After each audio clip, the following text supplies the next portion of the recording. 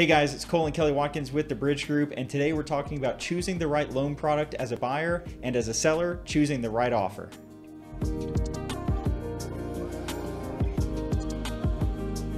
2 weeks ago, 3 weeks ago, whenever you're watching this, we had talked about the market update, and there's 1.4 months of inventory in this market. In any price range, it is an absolute dogfight trying to get a buyer's offer accepted. You and Paige did an amazing post on Facebook, on Instagram, really bringing to light for me as a listing agent the differences between FHA, VA, and conventional loans.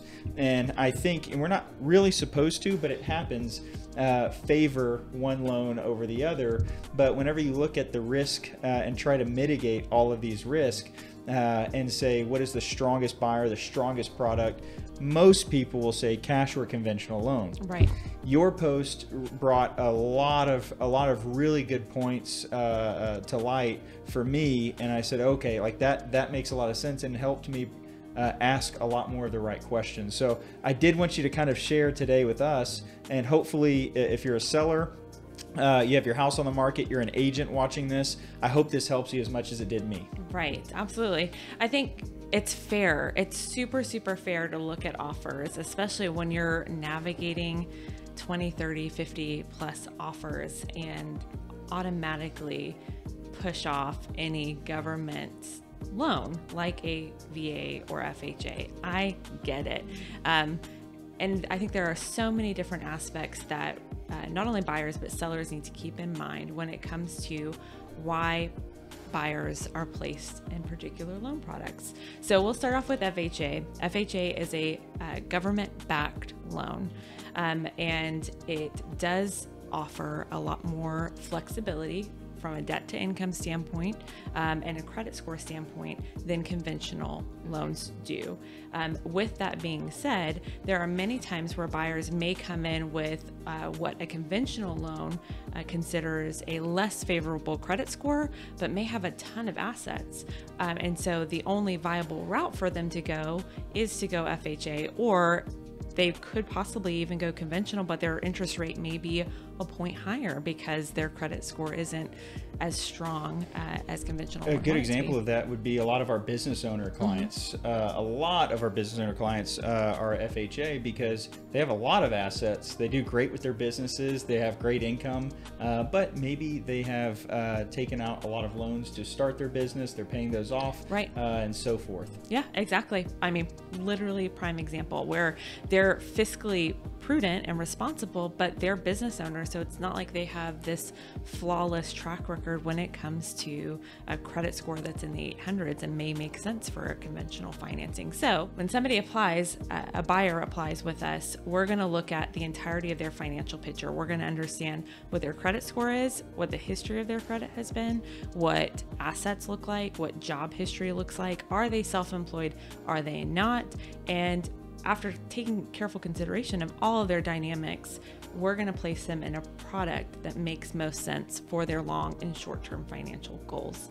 And so it may not be something that they apply and they could qualify for conventional, and just because they qualify for conventional, we're going to place them in it because we want them to have better odds out in the marketplace. If it doesn't make fiscal sense for them long-term, we don't feel good about placing them in that conventional product. We're going to place them in an FHA product. So FHA does offer some level of flexibility compared to conventional. That does have higher credit score requirements and higher reserve requirements and lower debt to income requirements than an FHA loan does. And it all depends on what your financial makeup obviously is. And then obviously there's VA, and VA, there's so much misinformation and kind of mystery behind the VA loan process. And there's a lot of bad VA lenders out there that can also play into that stereotype. And if they don't know VA and aren't well versed in it, it can be scary as a seller looking at a VA offer and thinking, what's going to go wrong with it. And there's also these additional requirements that are in place on VA loans, like termite inspections. They may have slightly higher or different requirements from an appraisal standpoint. And so a seller can look at that and think, I don't want to put myself at risk for accepting that offer. But all that to say, it all depends on what makes most sense for that buyer. And if you are a seller looking at a bunch of different offers, you have to understand that what you're seeing in front of you regarding an offer is only this much kind of context into that buyer's financial portfolio. And so asking the right questions is key, especially when you're navigating offers as an agent. Does this buyer have a plan B if the appraisal doesn't come in at value? Do they have enough assets to make up that value? And if you ask me as a lender if they have a plan B, I'm allowed to say, yes, they do. I might not be able to say, oh yeah, they've got 80 grand in the bank, they can totally make it up. That's obviously a violation of privacy, but asking the right questions when you're navigating offers is going to be key. Absolutely, yeah. And as primarily listing agents, I mean, we're always asking, especially right now with those appraisal waiver addendums, those scare me sometimes, because I know that they're offering $25,000-$35,000 over, sometimes $70,000 over, and I call the lender and say, hey, they have a conventional loan. they're offering 70 grand over, and they're saying that they're willing to make up the difference. Are they strong enough? Do they have the assets? It's a yes or no question. Yes. Yeah. Assets to do that. And I feel like most lenders are comfortable saying yes or no to that question.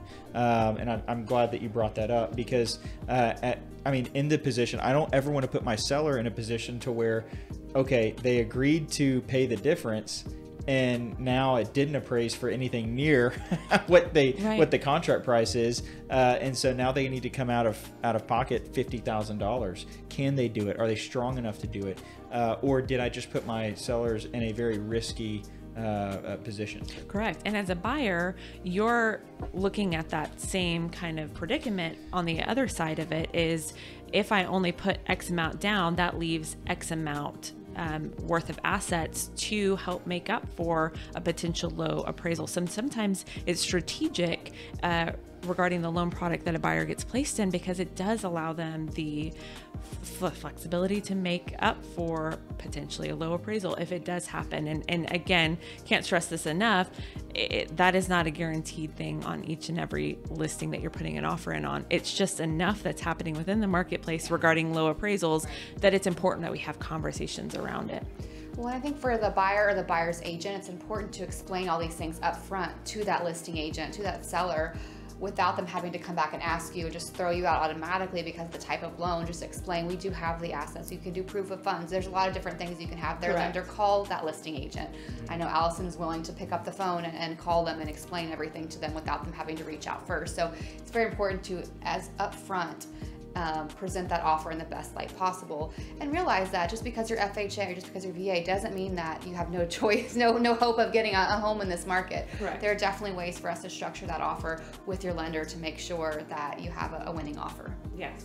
Absolutely. So if you guys have any questions about the different types of loan products, if you're a buyer and you're wondering which route you should go, definitely reach out to Allison, and she will help you structure and find that right loan product that works the best for you and your family. And if you're a seller and you have any questions about some of the buyers that their types of loan that they've submitted on an offer for your property, I'm sure she'd be happy to help you as well. Her information is below, so definitely reach out to her for any lending or refinancing that you need in today's market.